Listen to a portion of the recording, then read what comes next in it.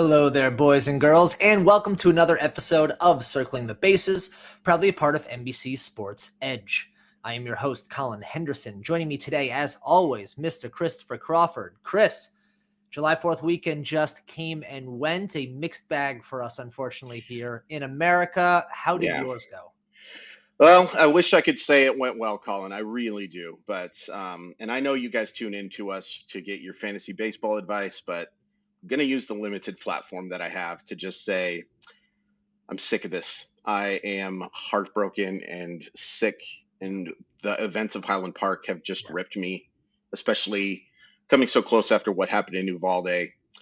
I offer my deepest sympathies, all of my thoughts and prayers and all of that stuff, but I'm also pleading with everyone to contact the people who are necessary to contact so that we can make changes. We can't be the only country that this stuff happens in, man. It's not acceptable. It is very, very difficult for me to wish everyone a happy Independence Day when the things that we fought for are. It was a bad weekend, Colin. I hope everything is going well on your side, but I think you echo my sentiments about how heartbreaking all of this really is. Exactly, word for word. And, it's one of those, unfortunately, this is a time to celebrate. It's a time to look at positives and just to have something kind of just to laid bare like this on a moment. It's just really heart-wrenching. And like you said, all of our thoughts go out to everyone just pick one, pick any incident over the last 15 years. And it's just really hard. And you and I were talking a little bit before the show, it feels numbing to a certain extent. And like every once in a while, you have to kind of slap yourself in the face and be like, no, you can't get used to it. Like this is not just part of our lives. And that's the part that's really frustrating. Sure. Here's hoping that there's at least incremental change here and there, but there's going to be a much larger conversation to be had about all of this as we obviously move into midterms and everything else that's going on over the next, 2, 4, 6 decade plus years. So, amen. So otherwise, welcome again to everyone out there. It's hard to start. It's hard to do any show when you are kind of bringing stuff into the show with you, which is always just difficult for us. You and I very often have to I don't care if we got into a fight with our significant other right beforehand. If we squabbled with our parents right beforehand, we have to cut it and then do the show. Occasionally it runs through. And, I'm glad that you kind of took a second to talk about that. Absolutely. I agree with it. Yep. There's no such thing as sticking to sports, my friends. This is important stuff, but we will do our best to get excited about fantasy baseball now. Yes, let's trek on. Coming up on the show today, we are officially halfway through the season. Boy, that really goes fast. Yeah. So it really went fast. Really so we are going to give our first half fantasy awards, hand out some midseason MVPs, some Cy Youngs, biggest surprises, biggest disappointments, good or bad calls from both of us. We're going to hang our heads somewhere here. So lots to discuss in this show. But before we get to handing out some of those coveted yet completely made up awards that we're going to hand out, weekends are better with MLB Sunday Leadoff. Coverage presented by Uber Eats. Catch the Angels take on the Orioles in Baltimore this Sunday at 11:30 a.m. Eastern, live on NBC and Peacock. Good morning to you people out there in LA this Sunday. To learn more, go to peacocktv.com/MLB to watch the game. And if you want a chance to win $25,000 on the game, download the NBC Sports Predictor app powered by PointsBet and enter Sunday's free Grand Slam Pick'em contest. I was watching MLB Sunday Leadoff on Sunday, and they mentioned that someone actually took home the $25K the week prior. So it can be done. So that's great. Give a shout out there. NBC Sports Predictor app powered by PointsBet. It is free. Give it a couple swings. Who knows? Maybe your summer is already paid for. Absolutely. So let's talk. I know, right? That'd be nice. We can't do it. So we're only here to help you out. All right. We're not allowed. Oh, well. Exactly. So let's get to some fantasy awards. Like we said, we are basically exactly at the halfway point. So feel free to take all of the stats we're about to give and double them if you feel like that is how we can start projecting things out to the end of the year. Obviously, another 80 games to go here. So we got plenty of season left. But after a long layoff in the offseason, a cold winter with a lockout, it really does feel like this first half of the season just ran through. Yeah, I mean, this went so fast, and because so many, there weren't a lot of off days. You know what I mean? Like, there are a No. lot of teams playing 6 or 7 week schedules. We will have the same thing in the second half. We'll have some double headers and stuff like that, but it went well. I mean, it was, I think, extremely helpful that we got a real spring training, or as close to a real spring training as we were going to get. And the quality of baseball was certainly better to begin this season than it was in 2020, which was something I was worried about. And we'll kind of talk about that a little bit later. But yeah, it's a fast first half, some dominant teams, some absolutely atrocious teams, and a nice little hodgepodge of everything in between.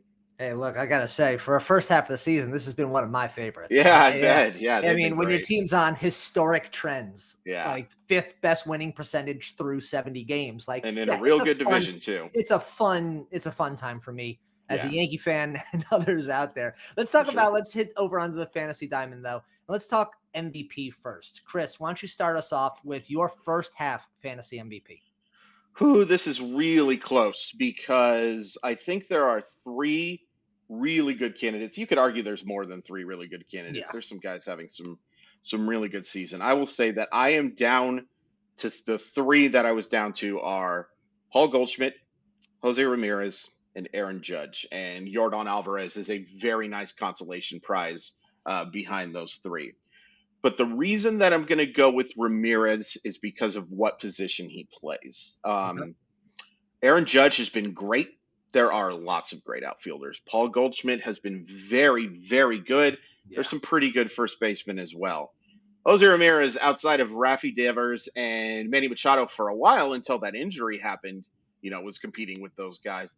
Like, Jose Ramirez is so clear-cut above those guys that it's huge. And a guy who's hit 16 home runs, already driven in 63 runs, stolen 12 stolen bases. And that's the big difference here, is that Aaron Judge is, honestly, 6 stolen bases from Aaron Judge is fantastic. I mean, you will definitely take that. And you'll take the 3 that you got from Paul Goldschmidt at first base as well, with the guy who's hitting 340.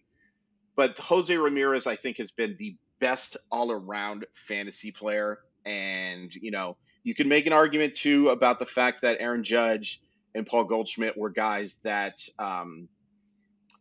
outperformed their expectations, but that's a secondary effect. The overall MVP to me has been Jose Ramirez. He was on my top 3 as well. I have Judge as my MVP right now, just simply because, I mean, the ADP I think helps just a little bit in this conversation. Drafted outside the top 20, that's a little nice, but still on pace for, if he is going to touch anywhere close to 60 home runs, we are talking about someone who needs to be in that conversation. And like you said, these 6 stolen bases, if you had told me at the beginning of the season that Aaron Judge would play 140 plus games and would have double-digit steals and close to 60 home runs, that's a bona fide first rounder, and it's not even close. So, I mean, he has been absolutely marvelous. Although I will put the caveat out there because I had to do it. We are talking from a world where we play in a roto league in Yahoo.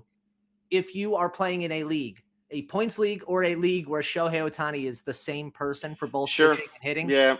I mean, I had to go back to his stats real quick. A 7-4 record with a 2.68 ERA, 101 strikeouts to only 17 walks across 74 innings. Oh, and by the way, he also has 18 home runs, 51 RBIs, 8 stolen bases, and 47 runs. Like, I mean, it almost feels very LeBron at the beginning of his career, where you're like, it's going to be real hard for someone. You are going to have to break Babe Ruth's home run record to take an MVP away from Shohei Ohtani for the next 3-4 years. Like, that's just simply how it's going to be. So, I mean, if you are working obviously in Yahoo, Shohei is 2 different players. Right. So that kind of obviously splits him apart. But if you were in a league with just one, I'm in a points league with him. He's got 100 more points than anybody else in the league, and it's not close. So he's a cheat code. Just an absolute cheat code. And I hope people really appreciate it. I was talking about this on Twitter the other day.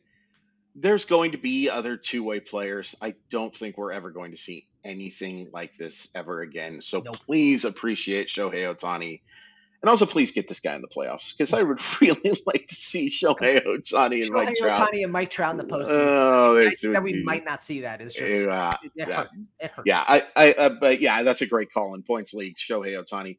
I also wonder, like in real life MVP, if we are going to. So we're talking about it now because Russell Westbrook is not a fantastic basketball player anymore. But remember, he averaged the triple-double, and then he did it a couple of more times, I believe. And then everybody was just kind of like, all right, this already happened. Yeah.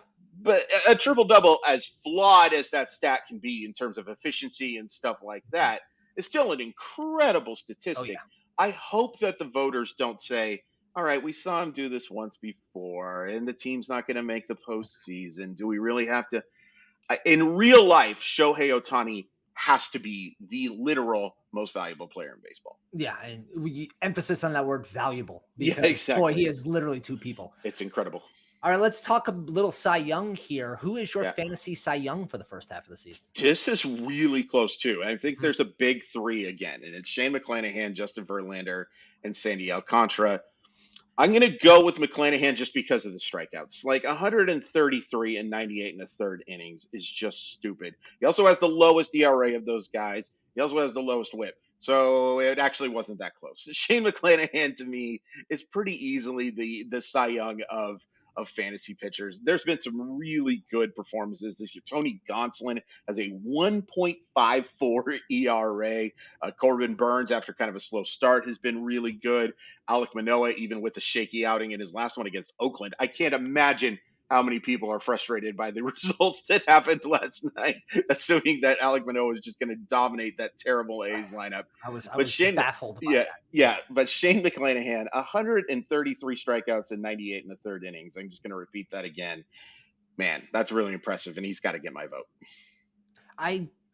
That was my top three as well, and I had McClanahan at number one on that list as well. I think it's even more impressive that he's doing this on the Rays, a Rays team that treats every pitcher with kid gloves. The second you walk one guy in the sixth inning, they've got the bullpen. Like, it's just so quick how that hook comes. He has been given the length. Kevin Cash has given him the spot, and he has taken it. But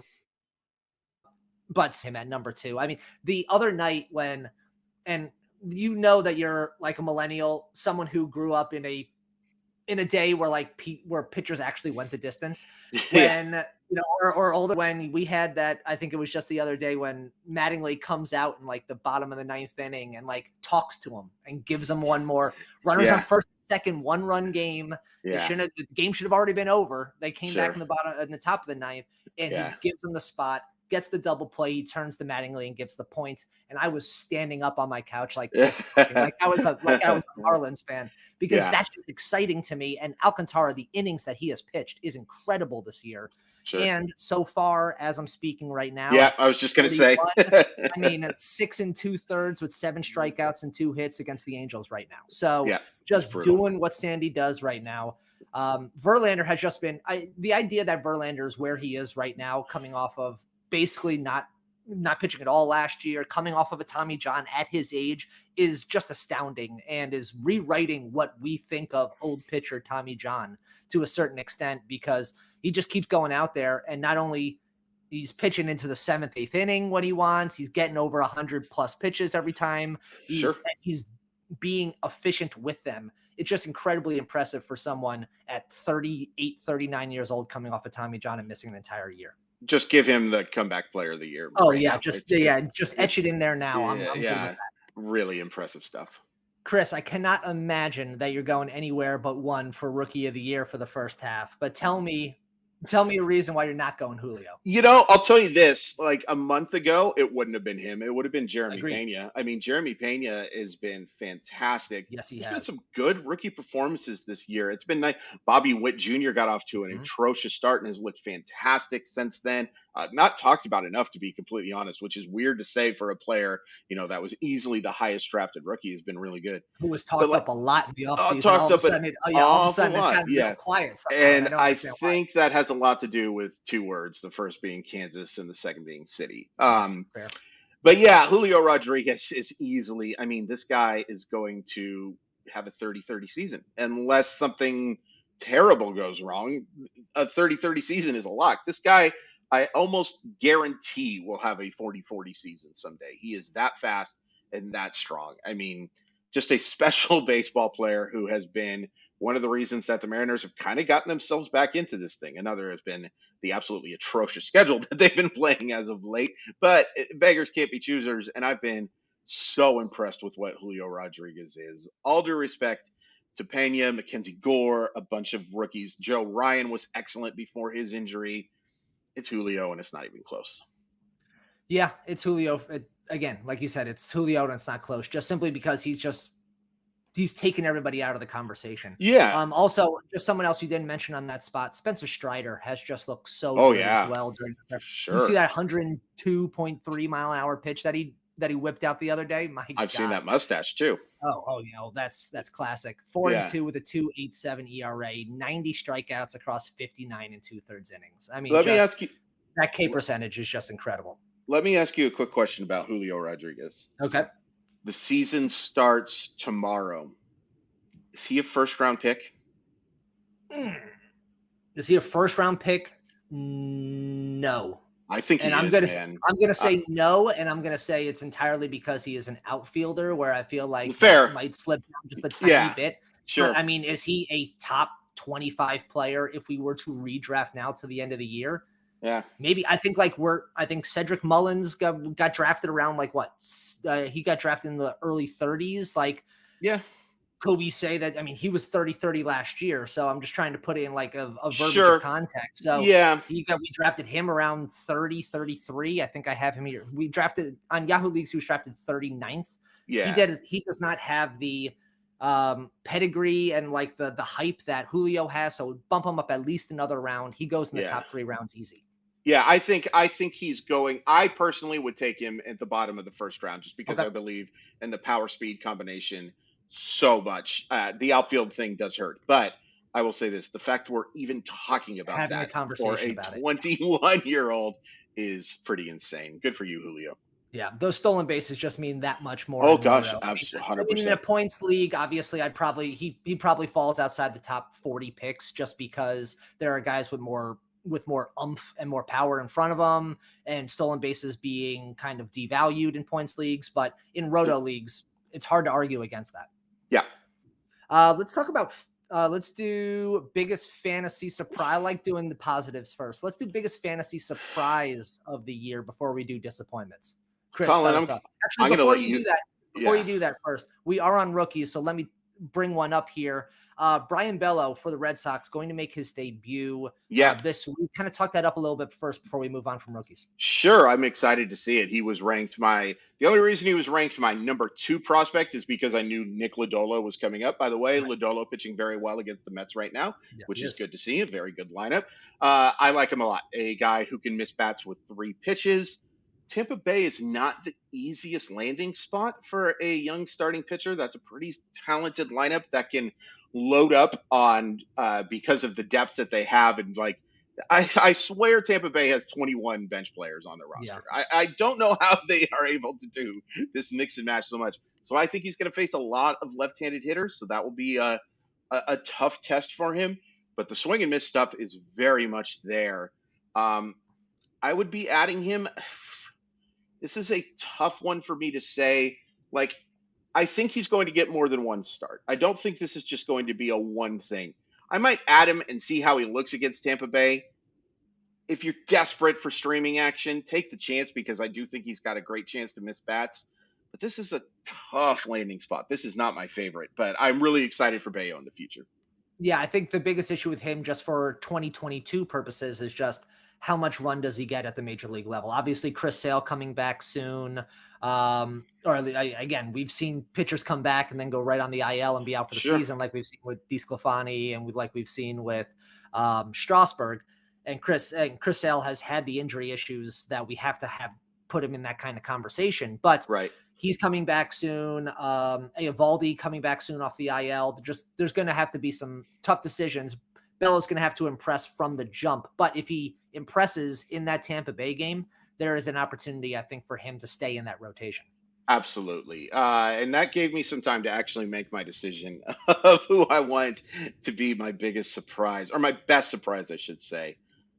I'm going to go with Dansby Swanson. Like, this Yep. was a guy that we talked about Mhm. for in our shortstop preview about like where to rank him, because it was like, does he have the upside to compete with the guys like Wander Franco and Bobby Witt Jr. and those guys? Yeah, he is currently ranked 11th in fantasy leagues on Yahoo right now. He's hitting 304, 361 on base percentage, 14 homers, 49 stolen bases.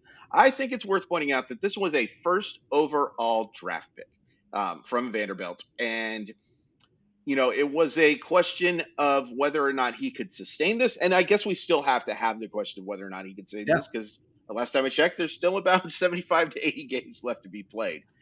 But a guy who was being drafted in the late to mid to late rounds at best is now one of the best performers in baseball and tapping into that potential we've seen. Also stolen 12 bases. I did not see that No, coming the at speed has been all. surprising. Yeah. So yeah, that is one of my favorite surprises. The other one I will throw out real quick, Tommy Edmond was a guy who everybody was like fading, fading, fading, and he has struggled as of late, but he's giving you so much production for a guy who was drafted in the late rounds that we didn't know if he was going to have a role, again because of those stolen bases. They matter, folks. I know they're frustrating, but they do matter. But Tommy Edmond would be up there, but Dansby Swanson, goodness gracious.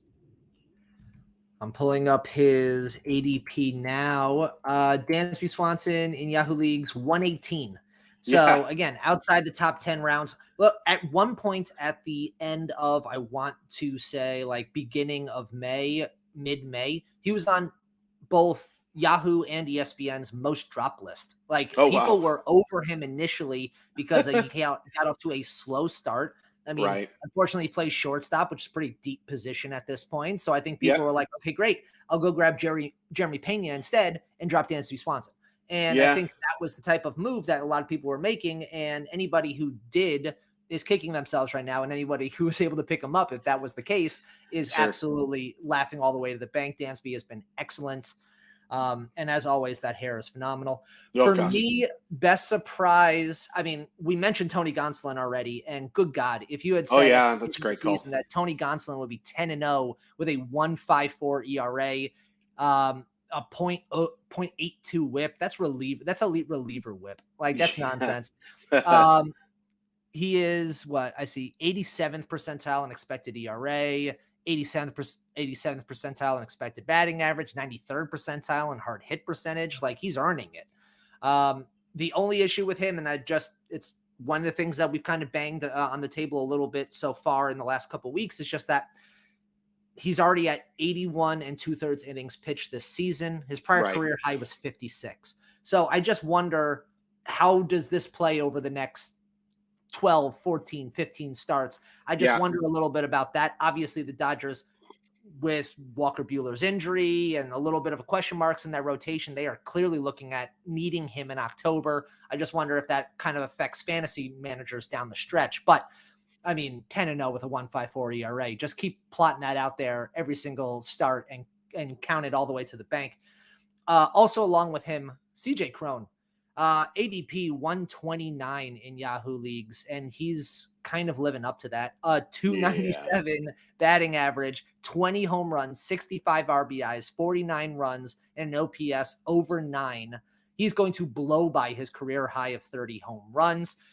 I mean, first base is obviously a deep position with plenty of sluggers, but we're talking about 130 is his ADP. He's a top 50 hitter right now, the way that he is continuing to hit, especially in points leagues where stolen bases don't matter. So I mean, CJ Cron, just absolute value for where you were able to grab him. The Coors Field effect is helping him out greatly. And you know what? Fantasy managers will lap that up for the rest of Yeah. the season. So Yeah, I will just say this, not a surprise to me. Had him ranked very high in my first base rankings. I bought in, and part of it was Coors Field, and then part of it is just the fact that he just looks like a different hitter. Like, he he showed does. flashes with we used with his various organizations before, but nothing like this. And I will say this for CJ Cron.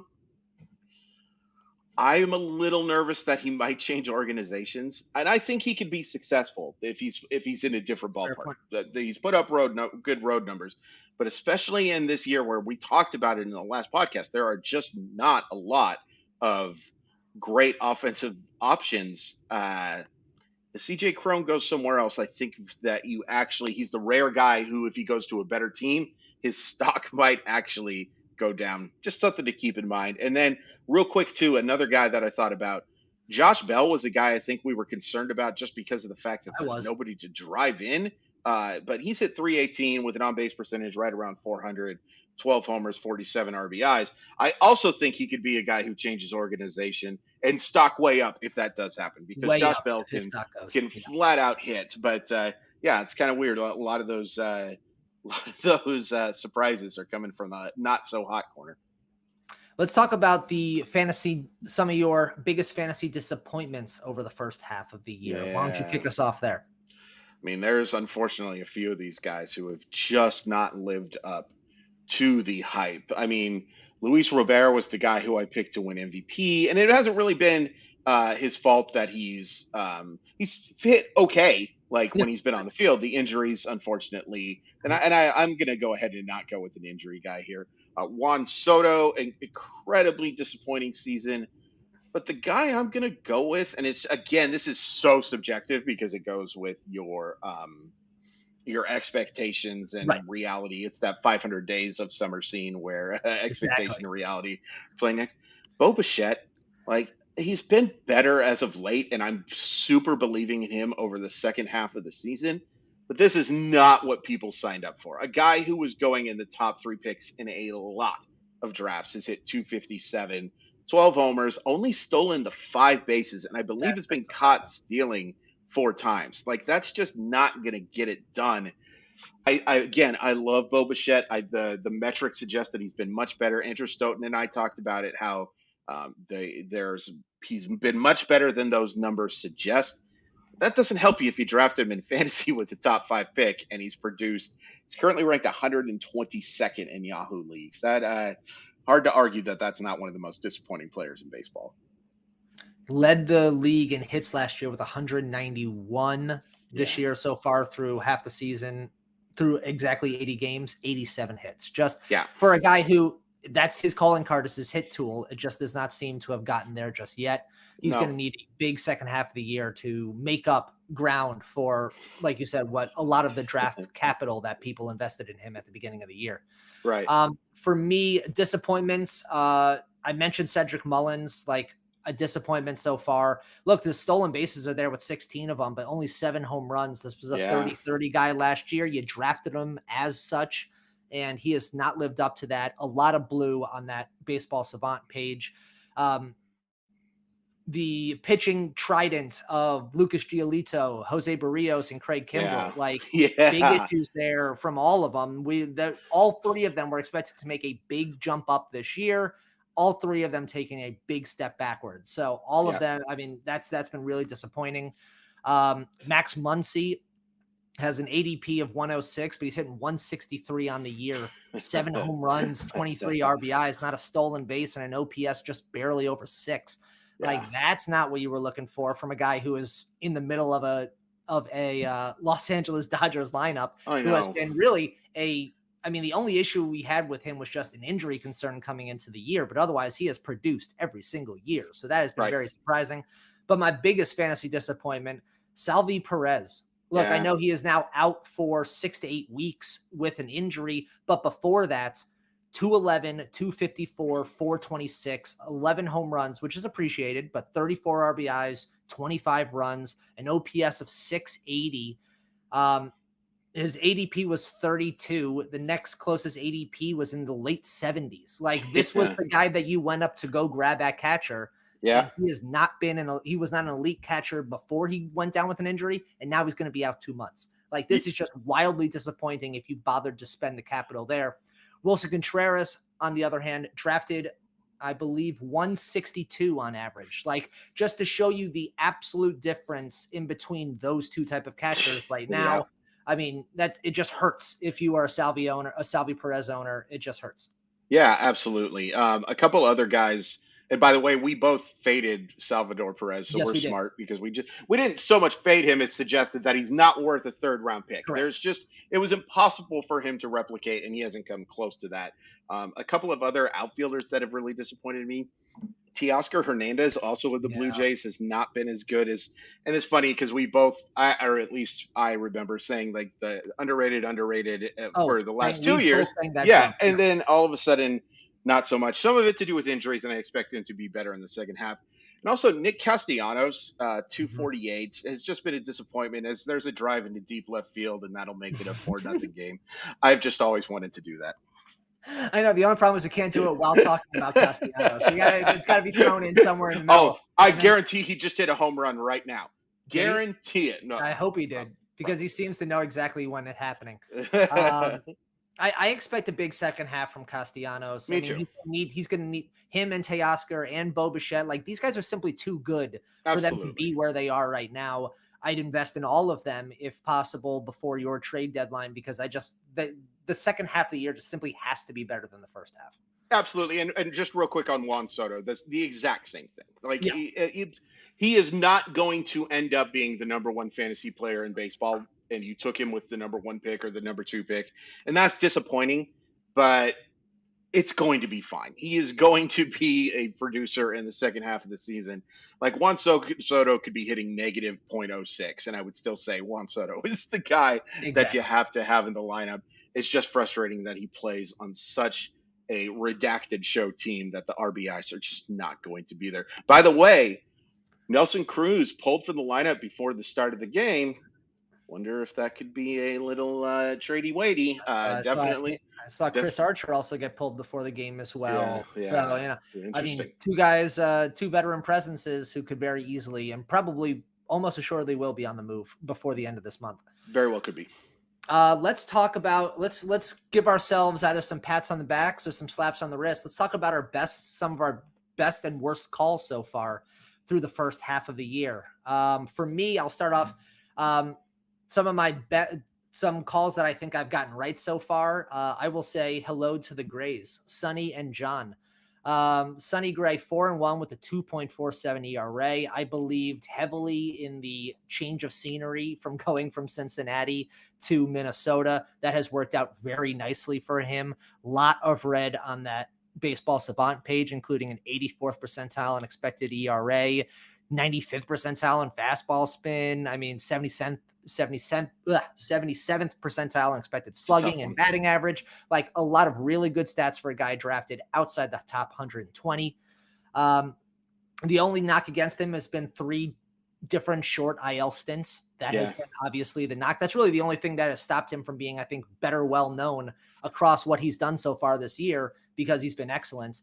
Also, and like I said, sticking with the Grays, John Gray, ADP 257. You might not have even had to draft him. Right. So far this year, though, 4-4 with a 3.96 ERA, 1.164 WHIP, 83 strikeouts across 77 innings. Look, talking about change of ballpark, there are a few people that means more to than John Gray finally getting out of Coors Field and going to Texas. Since the start of June, since getting used to his new climate, Gray is 3-2 with a 2.7 ERA, 51 strikeouts to 13 walks across 43 innings. He has a FIP of an even 3 over that time. He has been excellent. And again, for a guy who was basically undrafted, those are phenomenal numbers. And I think he is looking really good from now to the end of the year. Another good call for me, avoiding Charlie Morton for where he was being drafted. His ADP 79th. He's got an ERA over 4.3, a WHIP over 1.2. Pitchers drafted right after him on average in Yahoo drafts: Logan Webb, Frankie Montas, Yu Darvish, Carlos Rodon, Alek Manoah. Those are the next 5 pitchers that were drafted after him. Nice. On average, I would take all 5 of them over Uncle Charlie. So I'll give myself a little pat on the back there. Although if I know Charlie Morton, he will have a phenomenal second half of the year and make me eat those words all over again. Chris, give me some of your best calls. I will say this: Charlie Morton is starting to. He's starting to. That's why I got a little nervous typing it down when I was getting prepared for the show, but I was like, no, I still feel pretty good about where he was. Absolutely, because the numbers prior to this have been bad, and those numbers absolutely count. So for our magazine, we do something where we pick a player to avoid and a player that is unheralded that could do better. There's an official term for it that is just not coming to my head right now, but that's okay. The player I picked to as underrated was Joe Ryan, and I feel awfully good about that. Yes, you An should. ERA of 3, has looked outstanding. It's pitching near the top of a rotation of a team that we just have to say is very good in the Minnesota Twins Yeah. at this point. Been very happy with that. The player to avoid, and I don't like being right about this because I think he's a neat player and somebody that, I want to succeed. Tyler O'Neill scared the heck out of me, and so far I've been Yeah. unfortunately proven right. I believe he's hitting 246, currently on the injured list, which was another concern for me. When you are built like that, where you are basically a fire hydrant of a human being, you're so strong and so fast and all of that stuff, injuries are going to happen, man. And it's something that he's dealt with through his career. I also knew that he could not possibly hit for that kind of average that he did last year with that much swing and miss. It doesn't matter how much hard contact you make when you do make hard contact. If you swing and miss a lot, you are not going to hit for a high average most of the time unless you are a special player. And all due respect to Tyler O'Neill, he's really not a special player. He's a good player. He's a valuable player. This was a guy who was going in the second and third round, I believe, of drafts, and he hasn't come close to living up to that. No, he is not. And this is his second IL stint this year. He is now on a rehab assignment, though, coming back very soon. So hopefully he has the ability to change that narrative. But you're right, absolutely. A lot of swing and miss in that game. But this was a guy who was, I think, very close to 30-30 last year. And then that was just the potential that you were hoping for. Even if the batting average was going to take a little bit of a hit, you were still hoping for those type of numbers to still be there. Yeah, and 4 homers and 6 stolen bases, even in limited playing time, tell you that he hasn't even come close to those rates. Correct. Why don't you give us, why don't we talk some of our bad calls? Let's mea culpa over here. I have 2 right off the top of my head. Bang the drum for both of these guys at the beginning of the year and had a lot of shares of them in a lot of leagues and have dropped all of them. And that is Joe Adell and Joey Gallo. I don't need to get into the stats because if you're listening to this, you know exactly why I was wrong on that.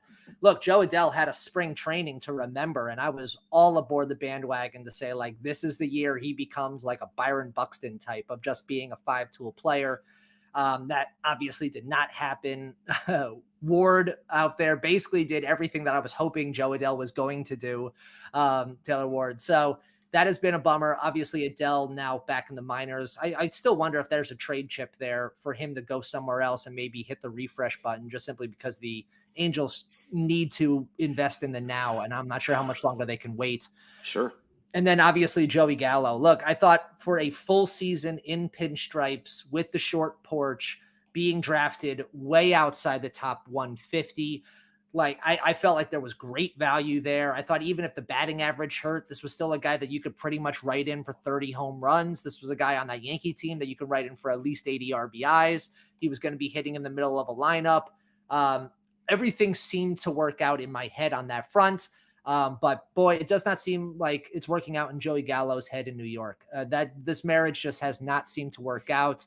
I think both sides want out, and Joey Gallo is obviously went from 100% rostered to under 40, I think last time I checked. So just a bad year for Joey Gallo, and unfortunately a bad call for me for the first half. Yeah, and I'll say this, the Joe Adell thing, it's like, and that's one I think that I would say as well, hasn't really been our fault that much. I don't know what the Angels are doing with this dude. I don't get the development plan here at all. I'm going to be honest with you. I've done pretty well with my calls. I'm kind of struggling to think of like one that I've really gotten wrong. I was thinking about Spencer Torkelson, and then I remembered I cautioned everybody that you wanted him on your bench rather than being your starting first baseman or third baseman. Adley Rutschman, I guess it's been a pretty decent disappointment. Like I thought he would have a little bit more power at this point in his career, but he hasn't been a horrible mistake by any means. I'm trying to think here. Like it's weird. Normally I have a bunch of these because I am an idiot. I get paid to do this for some reason, but somebody is going to figure out that I do not know what I am talking about.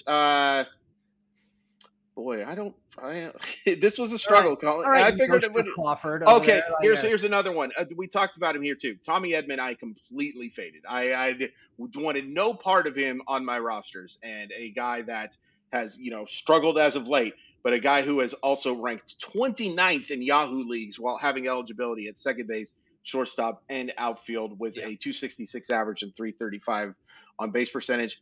I don't like him for the rest of the season. I just think that there's not going to be enough average here, and I don't know if he can keep up this type of stolen base rate. He'll help there, Mhm. but I would guess that those are the other one that I got wrong is I really wanted to push Luis Arias up, and I just didn't do it, and I feel stupid about it. Like, this guy's hitting 348, 422, only 4 homers, but has put up a lot of doubles to help you in the slugging percentage, more than you would expect for somebody. This is also a guy who's eligible at first base, second base, third base, and outfield, currently ranked 27th% in leagues. So that's actually my biggest miss, is kicking myself for not selling on Luis Arias more, because this guy is a good hitter. Yeah, that is a pure baseball hitter right there, boys and Yeah, girls. Like, yeah, absolutely. that's an old school, like, look, I'm gonna put bat on ball, and it's not, it doesn't have to go 450. Yeah, It just needs to find grass. That's all that yeah, matters. absolutely. And that Jeff Passan article, by the way, is fantastic about him Yes, it making is. batting average cool again. I would strongly recommend reading everything at NBC first, and then maybe Yeah, going over to yeah. ESPN and checking that Then dabble elsewhere. out. Dapple, yeah, Dip your toes into the water in the other yes, places. just a quick dip. Let's throw out a couple bold second half predictions here before we end the show. Just obviously as we're kicking this off, for me, I got one here. I think the White Sox finally getting healthy here. I think there's a real opportunity for the White Sox. Still only 5.5 games back of the Twins. That's very manageable. 2 games back from the Guardians. I think the White Sox with Eloy Jimenez, I believe, going to be activated tomorrow. Big second half from Luis Roberts. Andrew Vaughn has looked really good. You know, Yoan Moncada getting healthy. Lance Lynn back on the lineup. I think the White Sox come back and win the Central. I believed in them in the beginning of the season. I think I had them winning the American League for me. No, I had them winning the Central. I had the Blue Jays winning the American League at the beginning of the season.